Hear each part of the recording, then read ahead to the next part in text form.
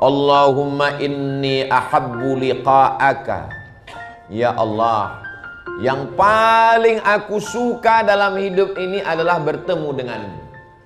Aku sudah lama mau jumpa dengan engkau ya Allah. Fa ahbib liqa'i, maka cintailah pertemuan denganku.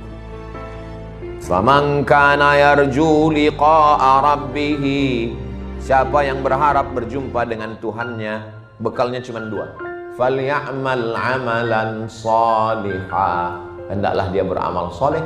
Wala yusyrik bi'ibadati rabbih ahada, jangan mempersekutukan Allah, jangan sembah selain Allah. La ilaha illallah. Iyyaka na'budu, mintanya sama Allah, nyembahnya juga sama Allah. Ini banyak orang sekarang berubah. Iyyaka na'budu wa penasehat spiritual nasta'in.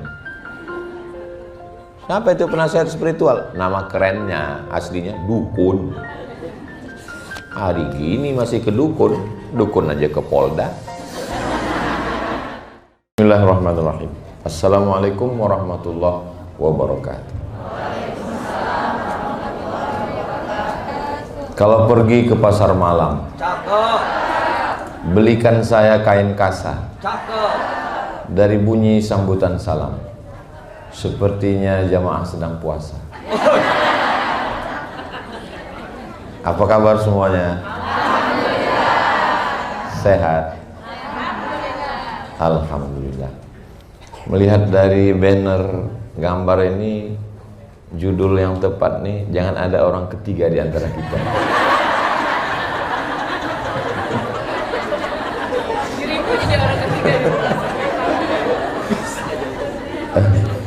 Bukunya sudah dipegang semua. Hai guys, kalian yang jadi minoritas di sana. Buku ini saya tulis ketika saya sedang menjalani fase kehidupan yang sangat sulit. Saat itu saya ingin mati saja. Kadang ketika kita sedang susah, rasanya di dalam tanah itu lebih nyaman daripada di atas tanah. Jadi saya coba cari bagaimana mereka melewati sakratul maut itu gimana. Akhirnya saya kumpulkan 35. Dan saya berharap waktu itu yang ke-36 saya. Dan ternyata nggak mati. Bisa lihat di halaman 8. Halaman 8.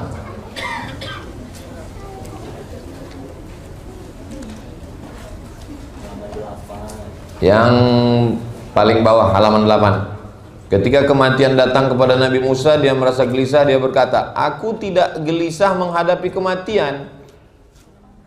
Yang membuat aku gelisah adalah ketika lidahku kering dan tidak lagi dapat menyebut Allah." Jadi ternyata bagi mereka kematian itu bukan sesuatu yang menakutkan. Yang mereka takutkan adalah ketika sudah mati, lidahnya kering, atau saat mau mati itu lidah kering dan tidak bisa berkata Allah. Mudah-mudahan kita semuanya saat mati, kalimat terakhir yang keluar dari mulut kita adalah Allah. La ilaha illallah, subhanallah, walhamdulillah, la ilaha illallah, wallahu akbar. Bayangkan kalau kita mati, kalimat yang terakhir nggak usah disebut, batal puasa kita nanti. Kemudian Nabi Musa ini punya anak perempuan 3 orang. Bisa dilihat di halaman 9. Wahai anakku, tanamlah pohon kapas. Nanti kalau aku mati, kapasnya kalian pintal jadi benang, benangnya tenun jadi kain, dan kainnya jual untuk makan, supaya jangan menjual harga diri. Apa artinya? Perempuan punya usaha, perempuan punya bisnis. Bisnisnya apa? Masa cuman punya pohon kapas Pak Ustadz? Ya, dia punya pabrik tekstil. Pakai es Pak Ustadz, pabrik esnya sekalian.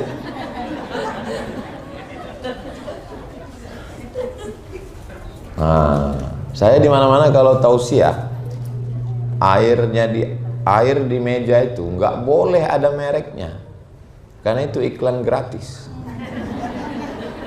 Tapi karena ini produk untuk ekonomi keumatan, ini sponsor kita, bukan?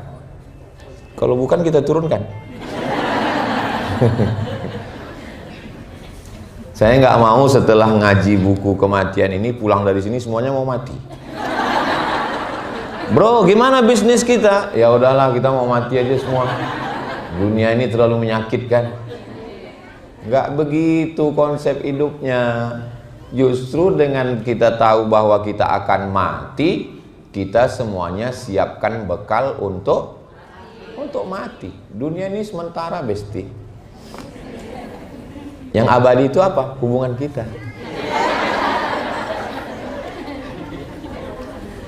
Halaman 23. Saya sengaja menghibur diri saya, karena kalau saya terlalu serius nanti saya nangis. Terus kalau saya nangis siapa yang ngomong?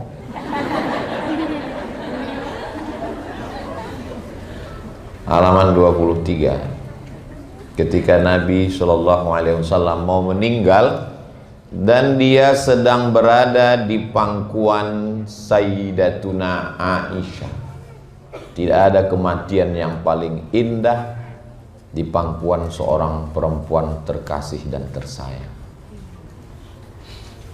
Dan air liur yang terakhir masuk ke mulut Nabi adalah air liur Sayyidatuna Aisyah.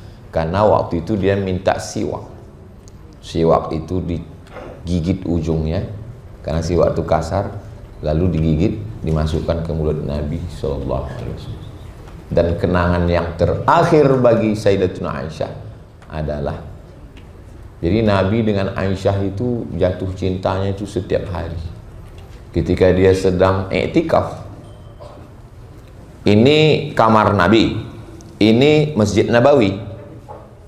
Masjid Nabawi dengan kamar Nabi itu langsung nyambung, hanya ada dinding yang disebut dengan Taman Raudhah. Mudah-mudahan kita panjang umur nanti sholat di Raudhah. Dalam program Umroh Akbar bersama Ustaz Abdul Somad, ongkos tanggung masing-masing. Nabi enggak masuk kamar, karena kalau dia masuk kamar iktikafnya batal. Dan Sayyidatuna Aisyah enggak masuk masjid karena dia, mohon maaf, dalam keadaan haid. Terus solusinya gimana? Nabi mengulurkan kepalanya untuk disisir oleh Aisyah. Kenapa enggak Nabi langsung aja ambil sisir, nyisir sendiri? Begitulah mesranya Nabi. Dia minta sisirkan rambutnya. Kapan terakhir Bapak minta sisirkan rambut? Masih ingat? Ketika rambutnya masih ada Pak Ustadz. Jawabnya gitu aja. Suami saya nggak pernah minta sisirkan Pak Ustadz. Terakhir dia minta pijit kepala. Terus waktu itu saya tanya, Mas, dulu yang mijit kepala kamu siapa? Kata dia, sebelum nikah sama kamu saya nggak pernah sakit kepala.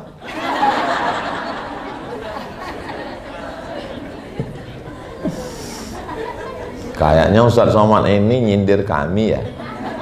Dengar ngomong Ustadz Somad itu kuncinya satu aja, jangan tersinggung. Beberapa orang tersinggung, ninggal. Ada yang tersinggung? Takut mati semua. Lalu apa ucapan Nabi? Halaman 23, tulis Arab yang di tengah. Bersama dengan orang-orang yang telah Engkau berikan kepada mereka kenikmatan, para nabi, siddiqin, orang mati syahid, dan orang soleh, kumpulkan aku bersama mereka ya Allah. Semoga kita semua juga nanti berkumpul bersama Nabi Muhammad sallallahu alaihi wasallam. Jarak kita dengan dia 1446 tahun. Jarak lokasi kita dengan dia 9.000 kilometer. Jarak fisik kita dengan dia Arab. Kita Arab maklum. Tapi kita punya satu hubungan dengan dia.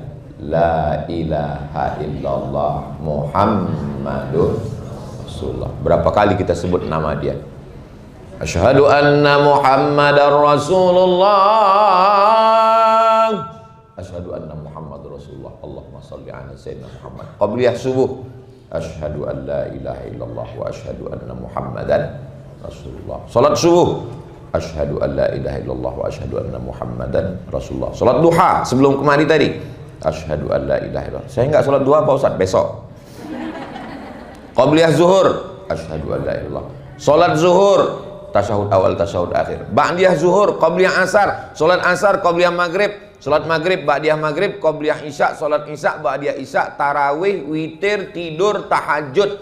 Asyhadu an la ilaha illallah, asyhadu anna Muhammadan Rasulullah. Ibu lebih banyak nyebut nama suami atau nama Nabi Muhammad?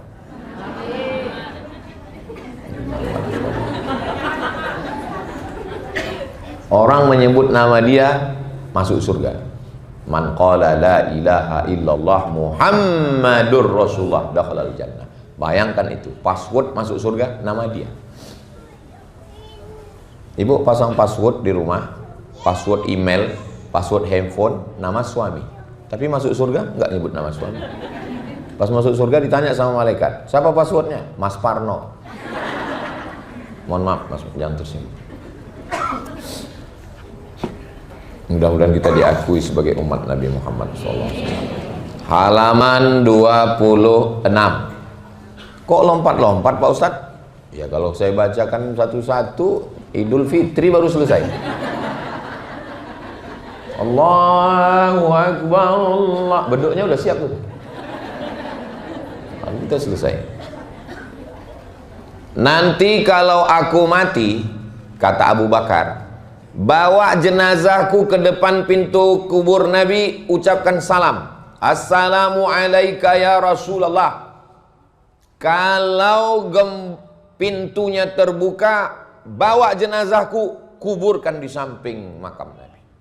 Begitu meninggal, dibawa ke pintu makam Nabi. Pintu makam Nabi, diucapkan salam. Assalamu alayka ya Rasulullah.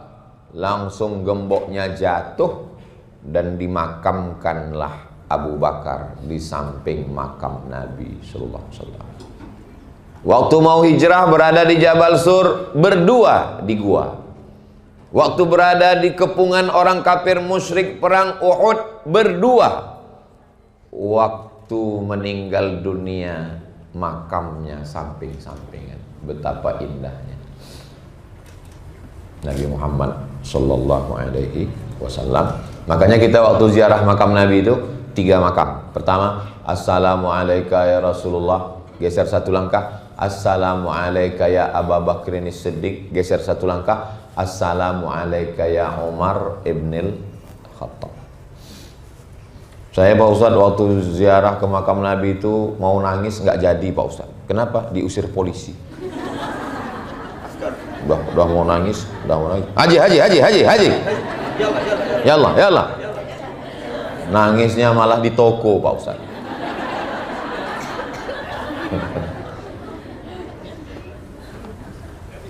Abu Bakar Siddiq. Seandainya kamu sedekah emas sebesar Bukit Uhud. Bukit Uhud itu panjangnya 7 kilometer. Memang sedap suara nyanyi. Suara nyanyi di dalam bis. Kalau mic sudah bunyi, itu tanda waktu sudah mau habis. Berikutnya halaman 6. Umar bin Khattab waktu meninggal dia bilang, nanti kalau aku mati gali kuburku buat dalam. Letakkan tangan kananmu di keningku dan tangan kirimu di daguku. Jika ruhku sudah tercabut, pejamkan mataku. Orang meninggal semua matanya begini. Nggak ada orang mati matanya terpejam. Kenapa orang mati itu matanya begini? Melihat ruhnya keluar. Terasa dingin dari ujung kaki, naik ke lutut, naik ke pinggang, naik, dan keluar ruh dari mulut dan hidung, mata ngelihat. Ruh itu pergi. Gimana? Udah terasa?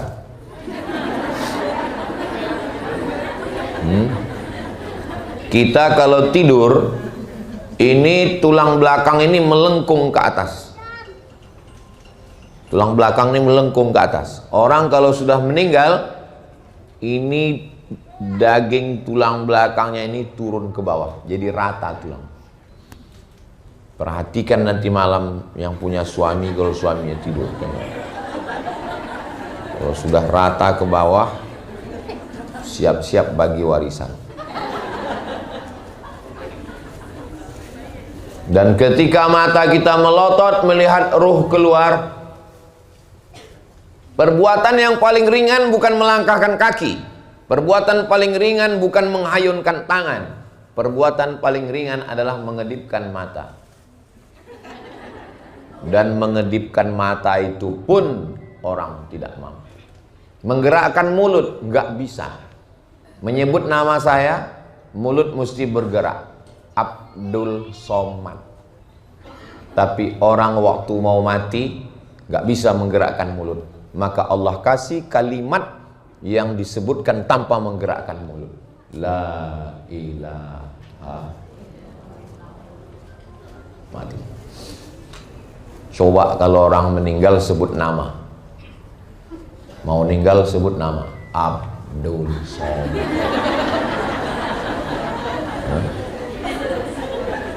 Mau meninggal, mulut berat.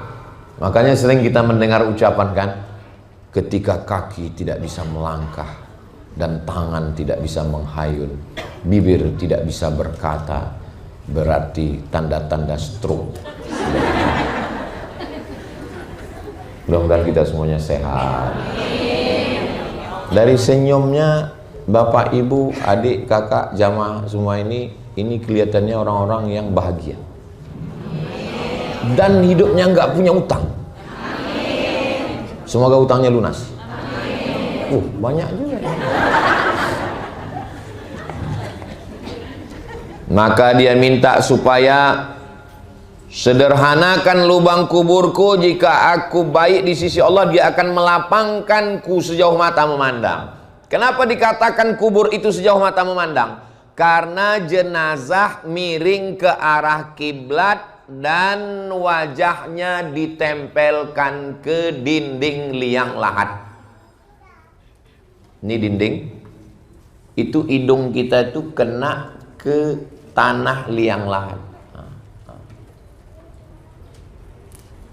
Nanti malam mau tidur, coba tempat tidurnya nempel di dinding, gladi kotor. Ini mati ini kalau nggak gladi, coba nempel ke dinding. Nah, kalau ibu, bapak, kalau adik, kakak segan, suruh aja suami. Mas, coba tempelkan hidungmu ke dinding. Untuk apa? Gladi kotor. Makanya selalu doanya, jadikanlah kubur kami sejauh mata memandang. Kenapa? Karena waktu kita menempelkan hidung ke dinding itu, tengok mata kita. Dekat sekali. Kita mau kubur kita lapang sejauh mata memandang, insyaallah. Amin ya rabbal alamin. Waktu almarhumah mak saya meninggal, saya yang meletakkannya ke dalam liang lahat, memiringkannya ke arah kiblat, meletakkan gumpalan tanah di tengkuknya dan menghadapkan wajahnya, menempelkan hidungnya ke ibu, kakak, adik saya yang perempuan. Kalau bisa anak kalian yang kalian mandikan satu hari 3 kali, mandi pagi, mandi siang, mandi malam, kalian mandikan 3 tahun, 5 tahun, dia juga lah yang akan memandikan jenazah kalian semua, insyaallah. Saya pesankan ke teman-teman saya, kalau aku mati kalian jangan datang. Kenapa? Karena tanganku nggak bisa menghapus air mata kalian. Oh, jangan ngomong gitu lah, Mat. Kami sedih. Masa kau cerita mati? Karena kalau dilihat antara aku dengan kalian, kelihatannya aku lebih dulu. Maksudnya, aku lebih dulu mengiring jenazah kalian. Serius sekali ya. Saya kalau serius saya nangis. Makanya saya berusaha untuk menghibur diri saya supaya saya nggak nangis. Saya ingin memperlihatkan diri saya orang yang tegar. Saya kalau mau nangis saya pas sendiri. Kalau di depan orang saya berusaha untuk tidak menangis. Ada juga orang mau nangis hidupkan kamera dulu. Udah. Semakin banyak yang nonton semakin kuat nangisnya. Saya nggak bisa gitu. Saya pernah disuruh bimbing iktikaf malam 10 Ramadan. Saya bilang aku nggak bisa kalau ngajak jamaah nangis, nggak bisa. Pokoknya coba aja katanya. Udah saya coba muhasabah 5 menit. Dosa kami begitu banyak ya, nggak nangis. Gimana nih? Saya tengok kanan nggak nangis, kiri nggak, wah gawat ini. Akhirnya karena nggak ada yang nangis, nangis juga saya. Saya nangis bukan karena saya nangis karena sedih, kok nggak nangis mereka. Lama-lama saya nangis, akhirnya jamaah pun ikut nangis. Terus pas selesai muhasabah, pas kami lagi makan sahur, saya tanya, kalian kok nangis? Kami pun nggak tahu juga Pak Ustaz. Karena kami tengok yang lain nangis, nggak enak nggak nangis gitu. Jadi kalau bisa kita nangis, bangun malam pas tahajud, baca buku ini, rasakan bagaimana mereka melewati sakaratul maut itu. Halaman 60. Masih ada parfum yang kemarin, kata Salman Al-Farisi. Masih ada parfum yang kemarin? Masih. Coba siramkan ke tempat tidurku, percikkan. Kenapa? Karena akan ada tamu. Dia sudah ada rasa-rasanya. Ternyata tamu yang datang itu adalah ruh-ruh orang-orang soleh, keluarga, wali-wali, malaikat-malaikat yang akan menyambut orang soleh ketika dia akan mati menghadap Allah. Kalau bisa request kita sebelum meninggal itu adalah diberi tanda oleh Allah sehingga kita dalam keadaan bersih, dalam keadaan siap. Memang mati nggak bisa direquest, dan memang Allah sengaja nggak buat kita tahu tentang mati itu. Bayangkan kita tahu mati tanggal 16, hari ini tanggal 15, besok mati. Bayangkan. Kenapa kematian itu dirahasiakan Allah? Ya supaya kita tetap semangat hidup. Saya seandainya tanggal 16, saya batalkan acara hari ini. Ngapain saya di sini? Mendingan saya baca Quran. Allah buat rahasia supaya kita semangat terus.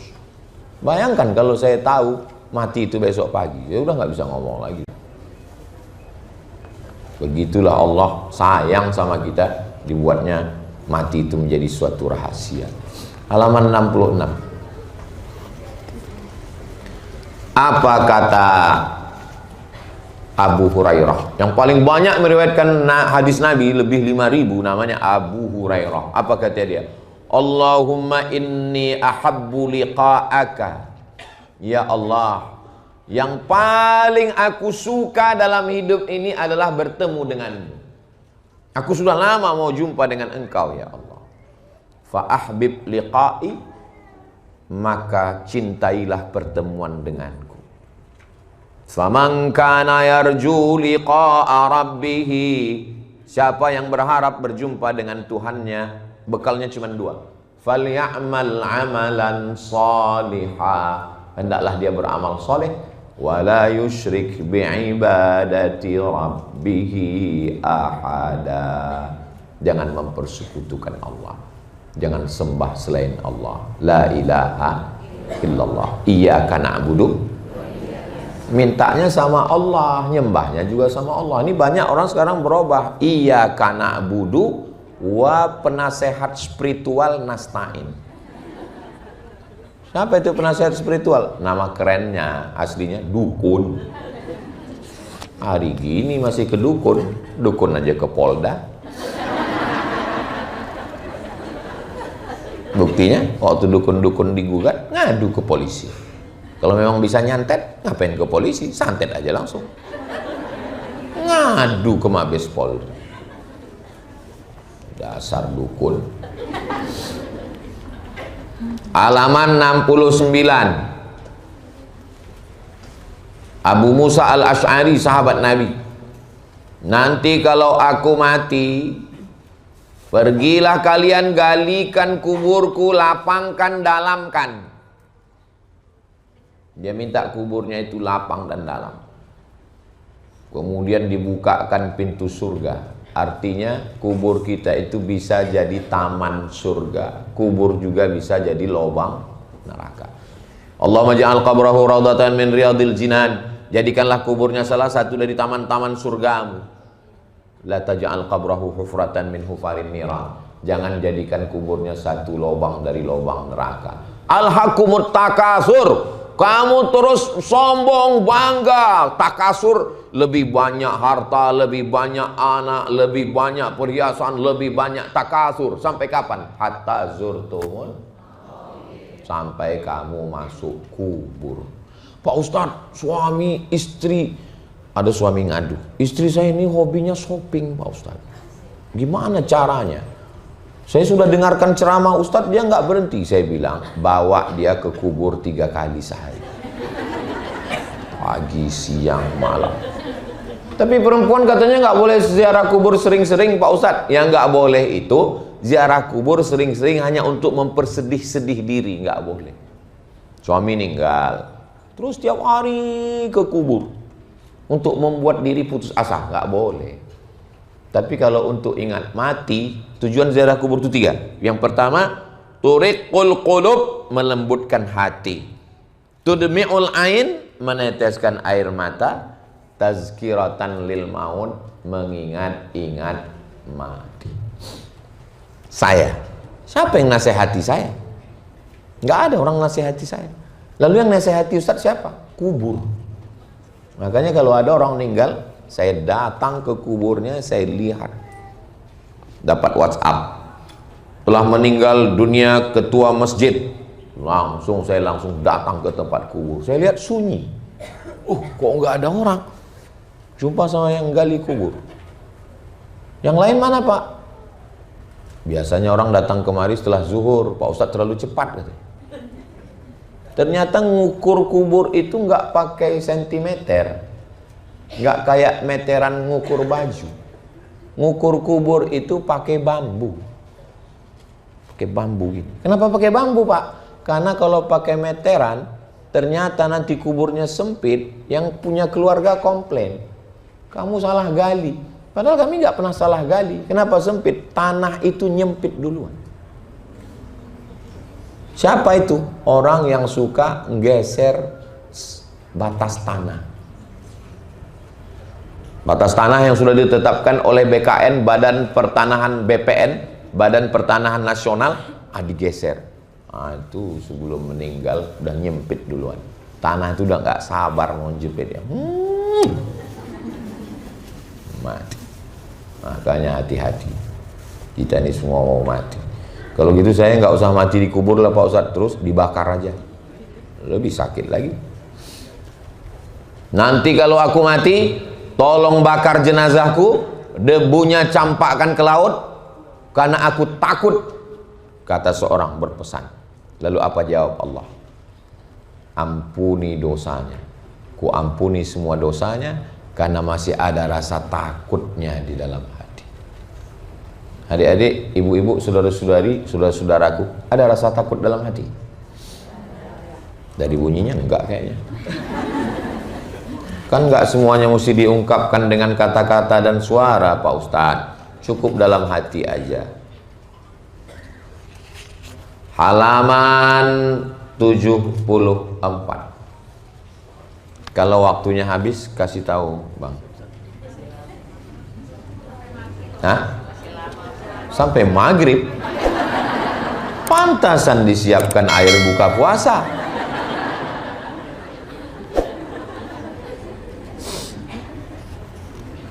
Halaman 74. Ya Allah, Engkau perintahkan aku, tapi aku tidak ikut. Engkau tegur aku, tapi aku tidak mengambil pelajaran.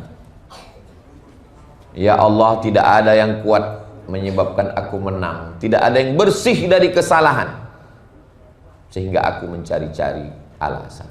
Tidak ada yang angkuh. Yang ada hanyalah seseorang yang memohon ampunan dosa. Tiada Tuhan selain Engkau. Amr bin As terus mengulang kalimat itu sampai dia meninggal dunia. Yang angkuh, yang sombong, yang raja-raja, yang orang kaya, yang pejabat, yang polisi, yang tentara, yang Fir'aun, yang Namrus, semuanya mati. Orang kaya mati, orang miskin mati. Lebih cepat. Apalagi yang BPJS. Orang ganteng mati, orang cantik mati, yang hitam mati, yang putih, apalagi skincare belum lunas. Ustadz ini ngomongnya kok nyelekit ya. Memang bawaan lapar itu sensi memang. Halaman 76. Khalid bin Walid, panglima perang yang menghajar pasukan Rasulullah sebelum dia Islam di perang Uhud. Nyebrang dia dari belakang, dia bunuh sahabat-sahabat Nabi. Tapi akhirnya dia dapat hidayah, masuk Islam. Asyhadu an la ilaha illallah wa asyhadu anna Muhammadur Rasulullah. Apa kata dia menjelang mati? Aku sudah berperang, tidak ada sejengkal tubuhku ini yang bebas dari bekas tebasan pedang, tombak, dan anak panah. Setiap jengkal badannya itu bekas tombak. Tombak kok gini Pak Ustadz? Iya salah. Bekas pedang, tombak, dan anak panah.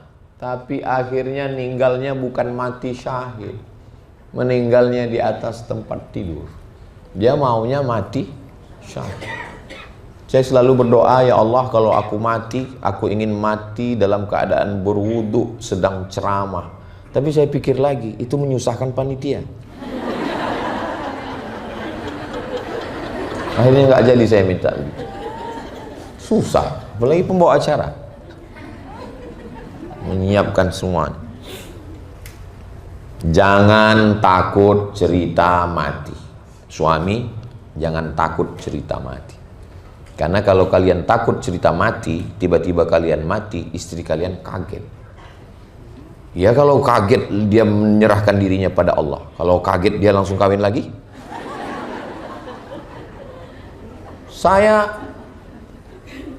ada kadang orang ceramah ini, marilah kita siapkan mati, takut mati. Tapi yang dia maksud mati itu orang, bukan dia.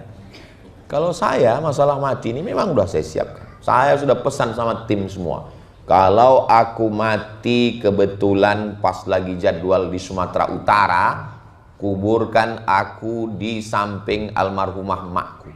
Tanahnya udah saya kosongkan. Saya beli tanahnya 22 meter kali 60 ke belakang sampai dekat sungai. Udah saya telepon semua sepupu saya. Kalian udah aku belikan tanah. Nggak ada satupun yang ngambil. Tanah kuburan.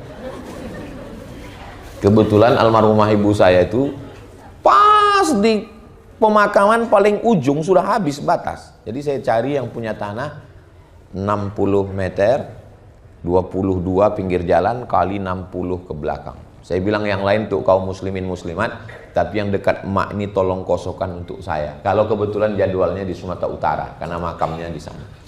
Tapi kalau kebetulan jadwal saya pas di Papua, jenazah saya jangan dibawa pulang ke sana. Kenapa? Tiket jenazah mahal. Dan saya nggak mau disatukan sama koper. Masa Profesor Dr. Abdul Somad Tiba-tiba kita di situ lihat kanan koper, kiri koper, lihat kiri durian musangking.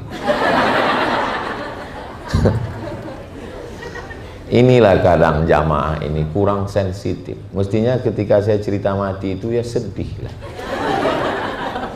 Ini yang mati ini kan saya, bukan orang. Apalah salahnya jaga perasaan saya. Memang kadang kejujuran itu menyakitkan. Itulah susahnya kita ngomong di depan orang-orang jujur. Gak bisa dia bersandiwara. Ini di depan saya ini, di samping ini orang-orang jujur semua. Ngaku lagi. Halaman 78. Muaz bin Jabal ketika mau meninggal, apa dia? Apa yang membuat engkau menangis, Muaz?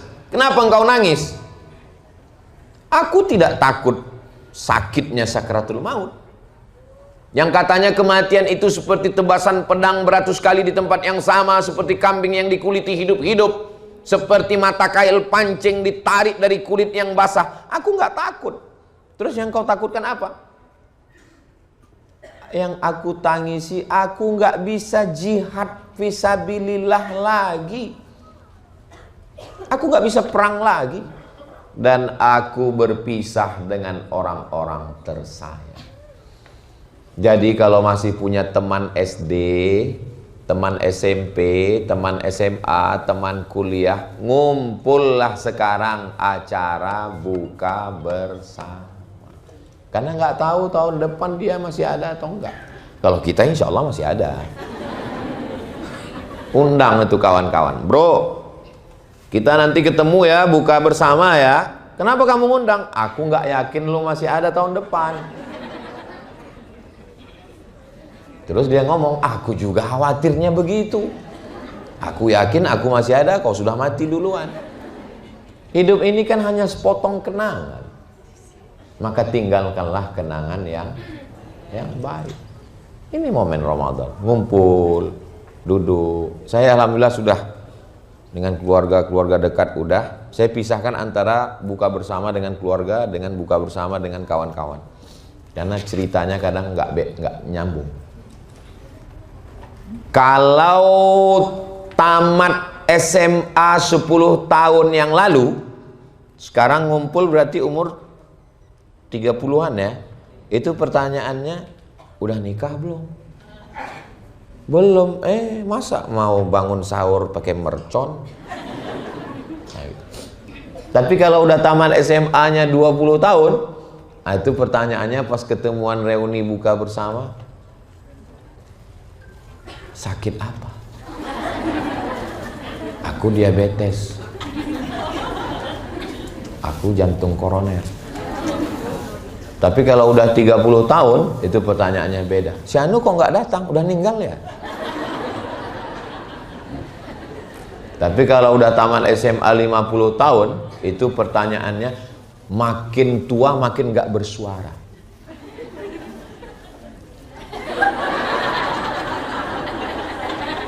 Dia nanya apa Pak Ustadz? Pampersnya merek apa?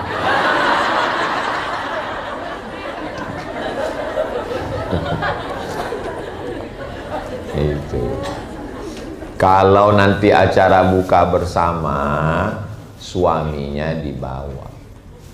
Kalau nggak dibawa, ketemu sama teman-teman sekelas dulu yang pengagum ibu. Dia bilang, ternyata kamu masih cantik ya. Kalau ada yang bilang kamu cantik, dia bukan kakakmu, bukan pamanmu, bukan kakekmu, bukan abangmu, bukan saudaramu, bukan mahrammu, yakinkan dia buaya darat.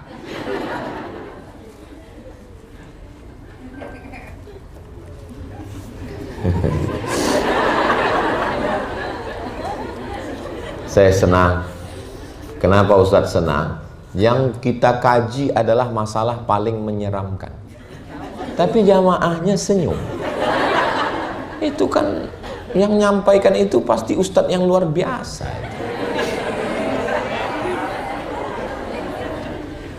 Abu Umamah Al-Bahili, halaman 81. Nama sahabat Nabi Abu Umamah Al-Bahili, nanti kalau aku meninggal dunia bacakan talqin di kuburku.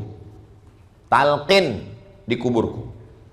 Nanti kalau datang malaikat maut bertanya kepadamu, man rabbuka, katakan Tuhanku Allah. Man nabiyuka, katakan nabiku Nabi Muhammad. Ma kitabuka, katakan kitabku Al-Quran. Man ikhwanuka, katakan saudaraku orang beriman. Membacakan talqin setelah dikubur, ditimbun, bacakan talqin. Waktu almarhumah mak saya meninggal, yang membacakan talqinnya saya. Tidak wajib, tapi bagi yang melakukannya hukumnya sunnat, hadisnya hadis hasan. Diriwayatkan dari Abu Umamah Al-Bahili. Apa fungsi talqin itu? Untuk yang meninggal sebagai doa, untuk yang masih hidup sebagai nasihat. Jangan nguburkan orang seperti nguburkan kucing. Setelah dikubur, ditanam semua pada berdiri, penghormatan terakhir. Habis itu foto-foto, semuanya pakai baju hitam, judulnya Man in Black. Doakan dia, karena kata Nabi, salulahut tasbit, doakan dia.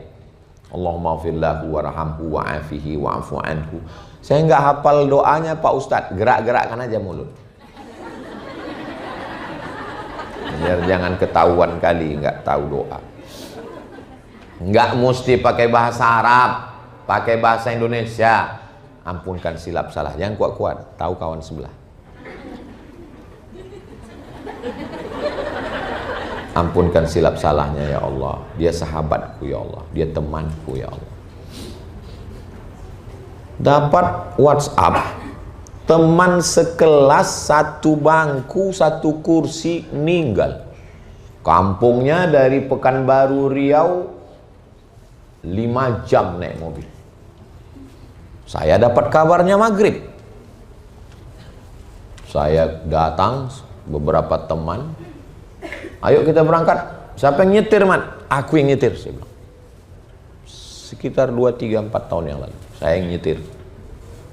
Sampai ke lokasi jam 12 malam. Sudah dikebumikan, sudah dikubur. Datang saya ke kuburnya, menangis sehabis-habisnya. Rupanya kita kalau habis nangis itu plong, dada tuh lapang rasanya. Saya berdoa di situ. Semua doa saya panjatkan. Kau teman sekelasku, kau temanku, kau saudaraku. Yang dibaca itu apa Pak Ustadz? Al-Fatihah, Qul huwallah 3 kali, Al-Falaq sekali, An-Nas sekali, baca Yasin. Saya nggak bawa Yasin Pak Ustadz, cari di Play Store. Tulis aplikasi Qara'a, Q-A-R-A-A. Itu punya orang Islam, sahabat kita, saudara kita. Bangkitkan ekonomi keumatan. Jangan lupa download. Di situ bacakan Yasin. Yasin wal Qur'anil Hakim. Bacanya pelan. Ini saya kira banyak saya lihat di kuburan itu bacanya coba-coba. Ja'un. Ayakun. Bacakan pelan, karena kita sedang al-yauma nakhtimu ala afwahihim wa tukallimuna aydihim wa tashhadu arjuluhum bima kanu yaksibun.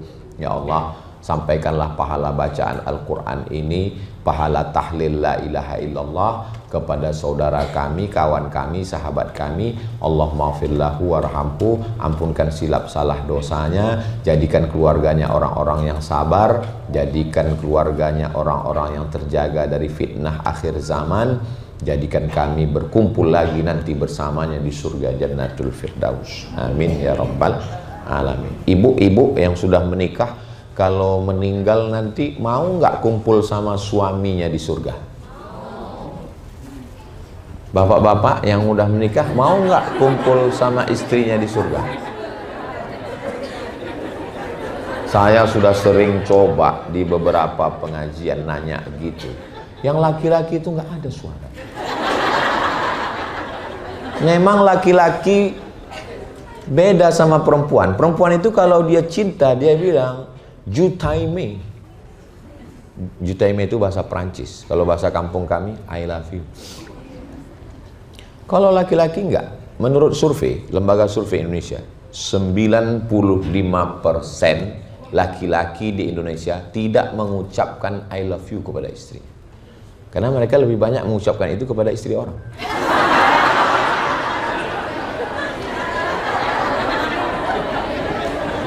Kecuali yang di sini. Kalau yang di sini ini orang-orang soleh semua, orang baik. Ini yang hadir ini yang sudah lulus fit and proper test. Saya tahu perasaan jamaah ini sekarang sedang kacau balau. Makanya di tengah senyumnya dia melelehkan air mata.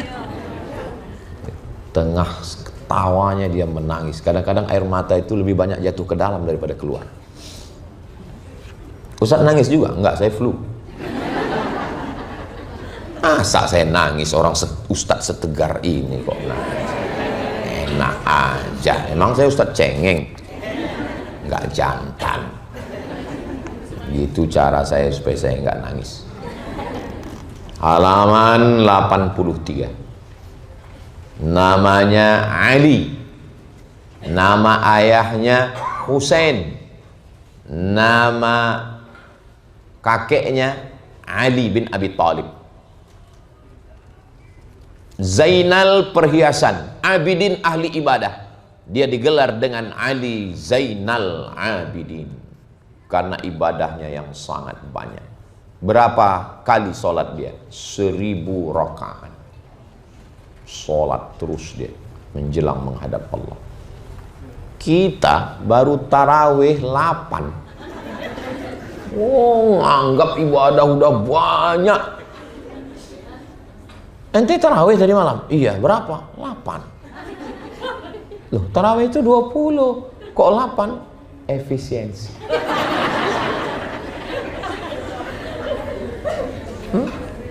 1000 rakaat. Makanya membandingkan hidup, lihat ke bawah. Kita masih bisa makan, alhamdulillah. Kawan kita orang kaya private jet nggak bisa makan. Kenapa? Nggak dikasih dokter. Karbohidrat.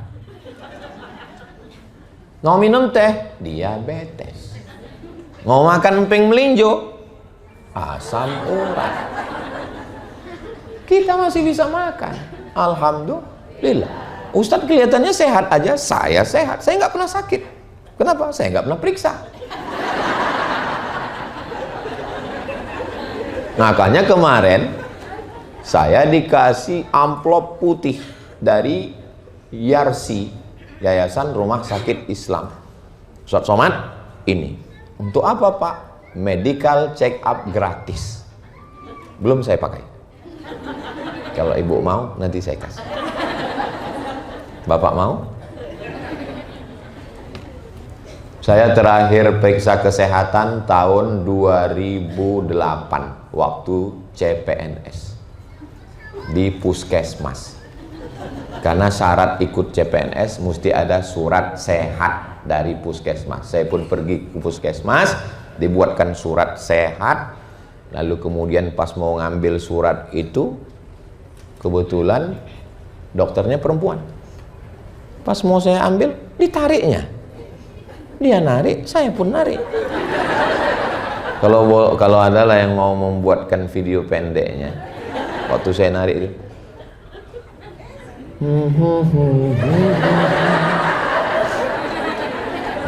saya heran. Waktu itu saya belum nikah, baru pulang dari Maroko. Kenapa dia narik? Rupanya belum bayar. Kita kan di Mesir yang begitu-begitu gratis. Tiap tahun laporan kesehatan ke Al-Azhar tuh cek darah, takut kena virus HIV AIDS. Jadi di Azhar setahun sekali itu wajib cek darah supaya kita sehat. Gratis. Situ saya sangka gratis, supaya bayar. Patut ditariknya. Saya sudah salah tingkah duluan. Berikutnya halaman 87. Halaman 87. ketika Imam Hanafi. Imam mazhab 4, yang paling tua Hanafi, nomor 2 Maliki, nomor 3 Syafi'i, nomor 4 Hambali. Kalau yang sholatnya cepat-cepat itu mazhab apa Pak Ustadz? Valentino Rossi.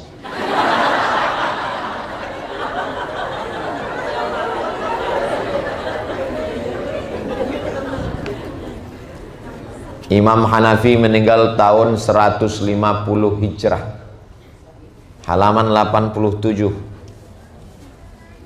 Dia tidak mau diangkat jadi hakim. Mau diangkat raja jadi hakim, nggak mau. Akhirnya raja merasa terhina, dia dipenjara, dipukul dan meninggal dalam penjara. Imam mazhab itu, orang alim, faqih. Begitulah ujian orang-orang sabar. Saya berapa kali dilaporkan mau dipenjara, nggak jadi. Berkat doa jamaah semua. Belum SP3, masih ada. Kaki saya ini sebelah masih dilaporkan.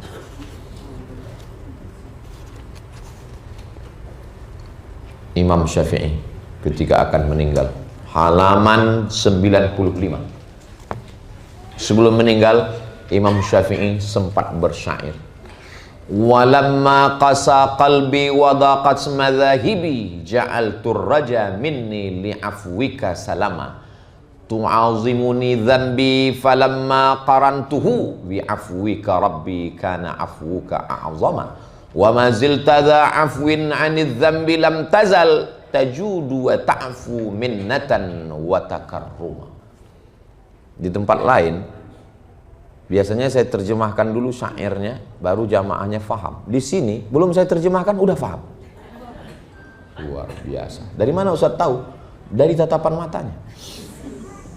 Ketika hatiku keras, jalanku terasa sempit, aku jadikan harapan pada maafmu sebagai penyelamat jiwa. Jika aku banding-bandingkan, terlampau besar dosa-dosaku, tapi maafmu lebih besar pada hamba. Engkau tetap pemaaf segala dosa. Engkau maha pemurah, maha pemaaf, maha mulia. Imam Syafi'i yang khatam Qur'annya di bulan Ramadan sittina khatamah, 60 kali khatam. Imam Syafi'i itu di bulan Ramadan khatamnya 60 kali. Satu malam sekali, siangnya sekali. Hafal Quran umur 7 tahun. Imam mazhab, ulama besar, induknya semua ulama di dunia. Ulama pertama yang menulis kitab usul fiqih. Tapi menjelang kematiannya tetap minta ampun segala dosa. Bagaimana dengan kita yang bukan apa-apa dan bukan siapa-siapa? STJ, status tak jelas.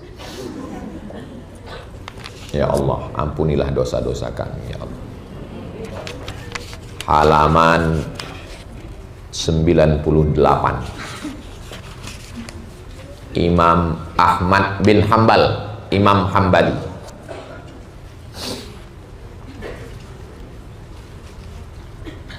Imam Ahmad bin Hambal ketika dia mau meninggal dunia, yang cerita ini anaknya, namanya Abdullah.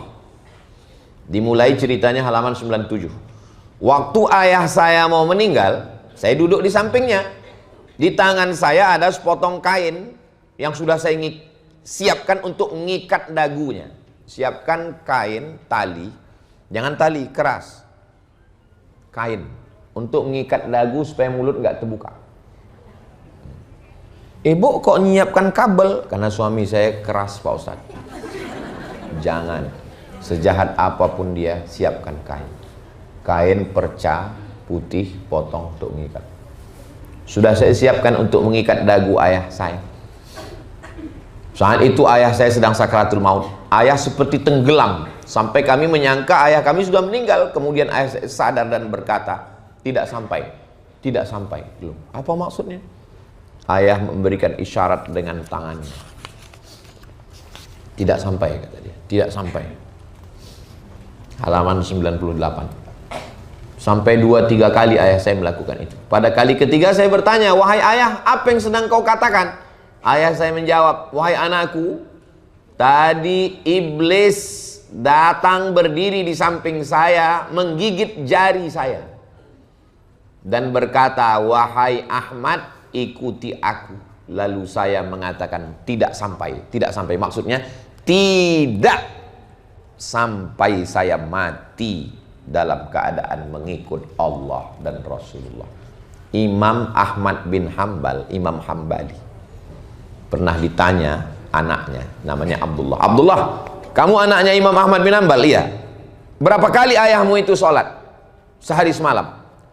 Salasami'ati raka'ah, 300 rakaat.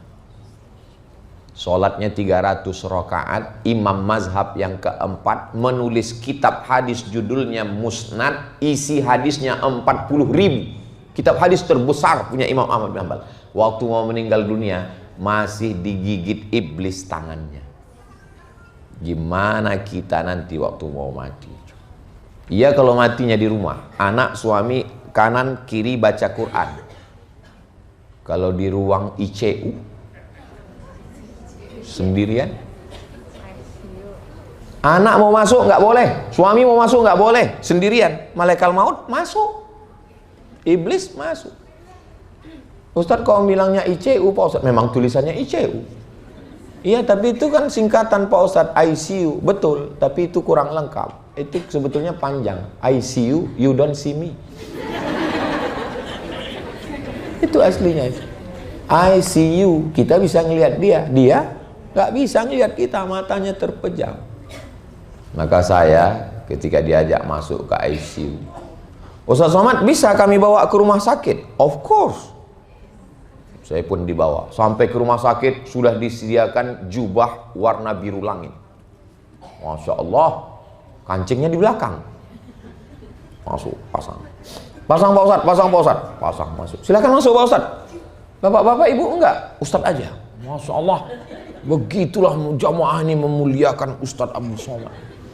Sampai di dalam penyakit menular semua. Patutlah mereka di luar. Mereka di luar ruang kaca. Ustadz, saya di dalam mendoakan jamaah. Kalau menjenguk orang sakit, doakan ke telinga sebelah kanan. U'izuka bi kalimatillahi tammati min kulli syaitani wa hammah wa min kulli ainil lammah. Bismillahilladzi la yadurru ma'asmihi syai'un fil ardi wala fis sama' wa huwas samiul alim. Ya hayyu ya qayyum bi rahmatika nastaghits. Bismillahil azim rabbil arsyil azim ayyashfiyak. Bismillahil azim rabbil arsyil azim adhibil ba'sa ishfihi anta syafi la shifaa illa shifauka. Saya nggak bisa bahasa Arab Pak Ustaz, bahasa Indonesia. Ya Allah, sembuhkanlah saudaraku ini, sehatkanlah dia. Doa, jaga juga perasaan keluarganya. Ini kadang ada orang doa, kalau memang hidup baik baginya, hidupkan dia ya Allah. Tapi kalau mati lebih baik, matikan dia ya Allah. Istrinya di situ di samping. Tak kau jaga perasaan dia. Apa kata istrinya? Kalaupun mau doa begitu, jangan sampai keluar suara dalam hati. Begitu saya doakan, meleleh air matanya. Meleleh. Saya panggil dokter. Kenapa dia nangis? Selama ini, kalau Ustadz datang, respon dia mengulurkan tangan. Selama ini kalau Ustadz datang, dia senyum. Sekarang dia tidak bisa mengulurkan tangan dan tidak bisa tersenyum. Maka respon terakhir adalah melelehkan air. Itu respon. Dia bisa mendengar saya, dok. Di dalam itu Pak Ustadz ada seperti keong di dalam telinga ini, seperti ciput. Dan itu walaupun orang koma, orang masih bisa mendengar Pak Ustadz. Allahu Akbar. Makanya jangan ngomong macam-macam di samping, walaupun orang koma. Udah lama sakitnya. Kalau gini penderitaannya bagus cepat mati aja lah. Dia dengar. Iya kalau dia mati, kalau dia sehat. Nggak kalian pikir menjenguk orang sakit nggak usah banyak ngomong. Ini udah nggak bawa apa-apa, bawa jeruk 3 biji. Pertanyaan banyak kan. Udah berapa lama di sini? Berapa biaya? Bukan mau nolong. memberatkan aja. Sudahlah nggak bisa membantu. Kalau nggak bisa membantu, paling nggak omongan itu meringankan beban keluarga. Gimana menurut Mbak penyakit keluarga kami ini? Kalau kayak gini kayaknya nggak sampai hari Jumat selesai. Apalah mesti bangkitkan semangat. Bu, Pak, Dek, Kakak, Abang, ini kabarnya kata dokter spesialis yang terakhir menjenguk, katanya kalau begini penyakitnya udah divonis ini meninggal. Mereka ngomong begitu? Iya, jangan percaya. Kemarin keluarga kami seperti ini masih hidup, dokternya yang meninggal duluan. Bangkitkan semangat orang. Kalau nggak pandai ngomong, bacakan aja doa untuk kesembuhan saudara kita ini. Minta mohon kepada Allah, bertawassul dengan surat Al-Fatihah. Bacakan Al-Fatihah, habis itu doa, baru pulang. Kalaupun mau jujur, pulang di rumah. Pas suami nanya, gimana tadi? Kayaknya udah mau mati itu lah. Jangan di depan keluarganya, sedih mereka. Bayangkan kalau kita yang jadi mereka. Halaman 112.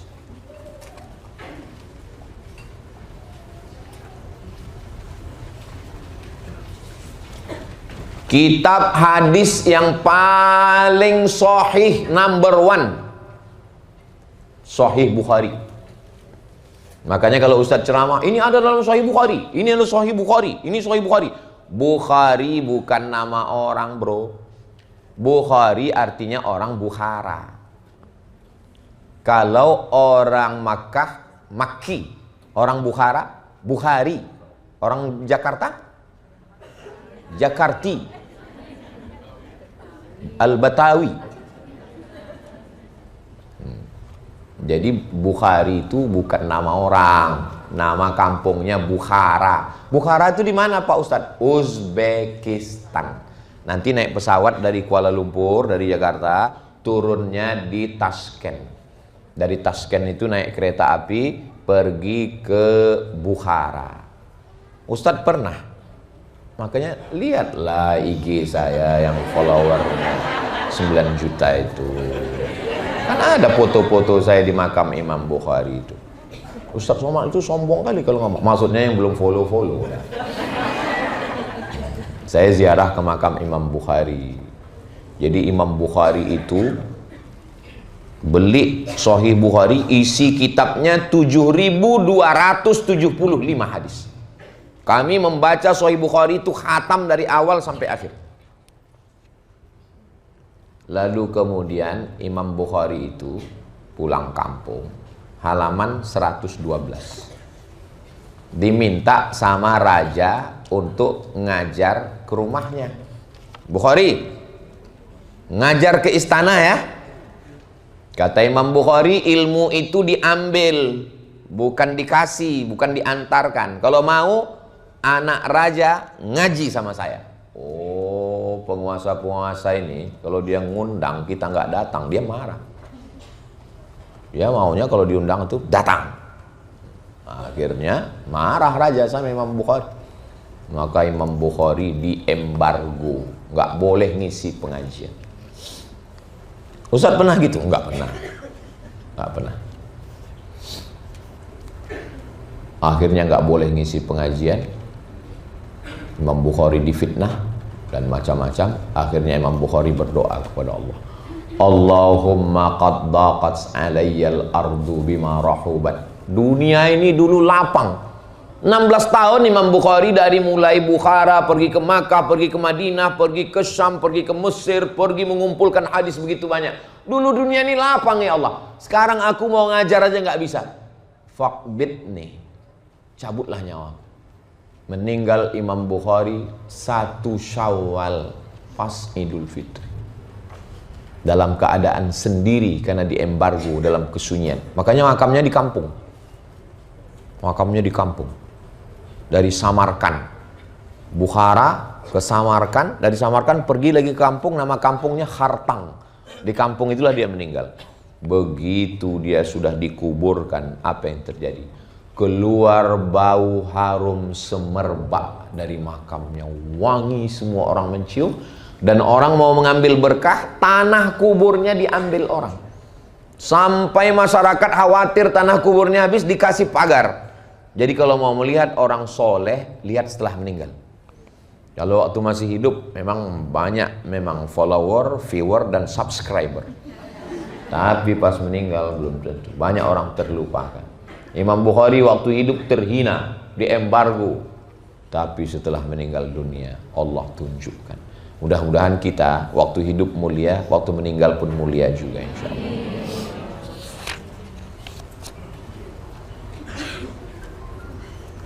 Ada yang paling, jadi di buku ini bukan cuma yang baik-baik aja saya ceritakan, yang jahat juga ada saya ceritakan. Yang mana itu Pak Ustadz? Sebentar ya, saya carikan. Biasanya yang jahat ini yang orang paling suka.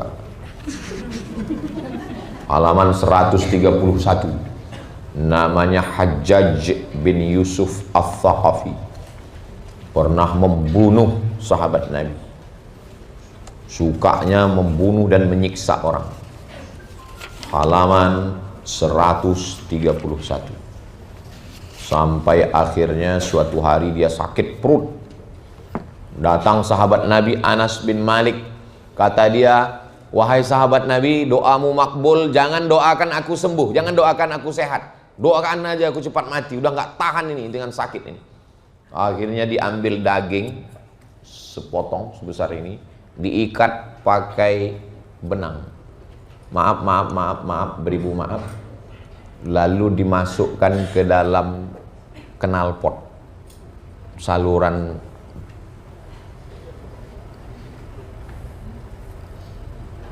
apa ya kali cerita. Dimasukkan dari bawah. Dimasukkan, dokter memasukkan. Ambil daging sepotong, diikat pakai tali, dimasukkan. Dibiarkan beberapa menit, habis itu ditarik. Ulat-ulat ganas. Terus apa doa dia terakhir pas mau mati? Apa kata dia? Di halaman 134. Merinding saya. Doa. Apa kata dia? Allahumma ufirli. Ya Allah, ampunkan aku. Halaman 134. Allahumma ufirli. Ya Allah, ampunkan aku. Fa innan nasa yaz'umuna annaka la taf'alu dzalik. Meskipun semua orang mengatakan kau tidak akan melakukan itu. Saking bencinya semua orang. Allah tidak akan mengampunkan Yusuf Al-Thaqafi. Allah tidak akan mengampunkan dia. Dia udah, Allahumma ufirli. Ampunkan aku. Fa innan nasa yaz'umuna annaka la taf'alu dzalik. Apa arti dari doanya? Jangan putus. Jangan putus asa. Walaupun dosa kita sebanyak buih di lautan, dosa kita sebanyak pasir di pantai, jangan pernah putus asa. Ustadz, nggak sesuai judul kajian hari ini dengan ceritanya. Apa judulnya tadi?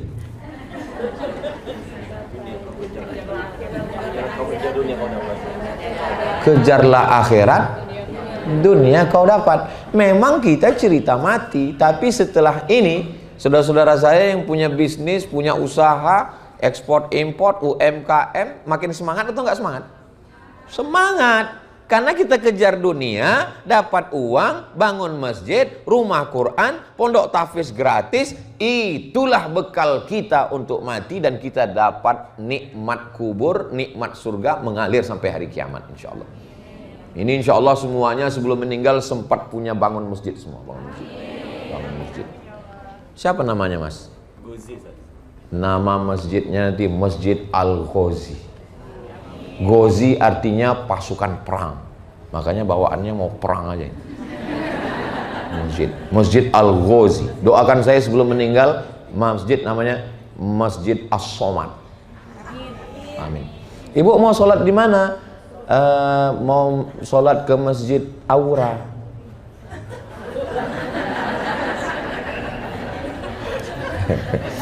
Ada satu masjid namanya, nama masjidnya daripada makan siang. Ada orang setiap hari puasa, duit makan siangnya ditabung. Maka dia buat bangun masjidnya, masjid daripada makan siang. Ibu nanti punya masjid, nama masjidnya daripada tas kulit.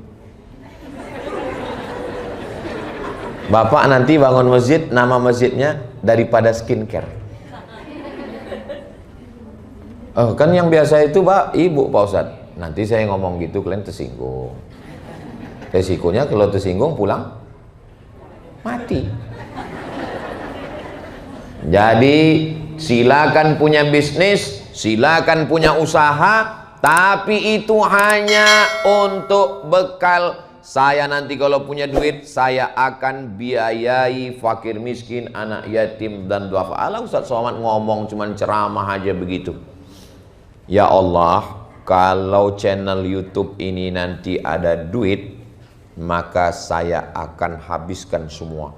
Jadi channel YouTube Ustadz Abdul Somad Official, jangan lupa subscribe, like, share, and comment itu setiap bulan dari sejak awal dulu sampai sekarang duitnya untuk beli sabun, beli bayar listrik token, bayar air dan gaji guru. Nggak pernah saya ambil seperak pun, semua habis. Untuk saya kasih beasiswa santri setahun 25 orang, 3 tahun SMP, 3 tahun SMA dari hasil YouTube itu. Maka saya sakit hati kali kalau orang nuduh saya, alah Somad itu duit YouTube-nya kan untuk beli mobil. Dari mana kau tahu? Kedengaran dari suara knalpotnya, tuk tuk tuk tuk tuk tuk. Sakit kali hati saya. 2 kali saya rugi, udah duitku habis, kau ejek pula lagi. Semangat, semangat, semangat. Gimana semua adik-adik, bapak-bapak, ibu, kakak, adik? Semangat semuanya? Takbir! Allah. Kalau Allah Akbarnya begitu, itu berarti masih panjang umur. Soalnya pernah juga saya pas saya takbir, Allah Akbar. Izin Pak Ustadz, waktunya sudah habis. Tadi saya lihat waktu saya mau ngomong tadi lebih 1 jam. Berapa tadi waktu dikasih ke saya? 1 jam 25 menit habis tuntas, padahal sedang puasa. Saya nggak prediksi kita semangat begini tadi. Tadi saya pikir karena mau puasa, apalagi pembahasannya mati, semua bawaannya mau mati. Iyalah Pak Ustaz. Iyalah, paling susah ceramah pas lagi puasa ini. Tapi ini malah saya curiga, jangan-jangan nggak puasa ini. Saya kembalikan ke host. Jangan kemana-mana, kita lanjutkan setelah yang satu ini.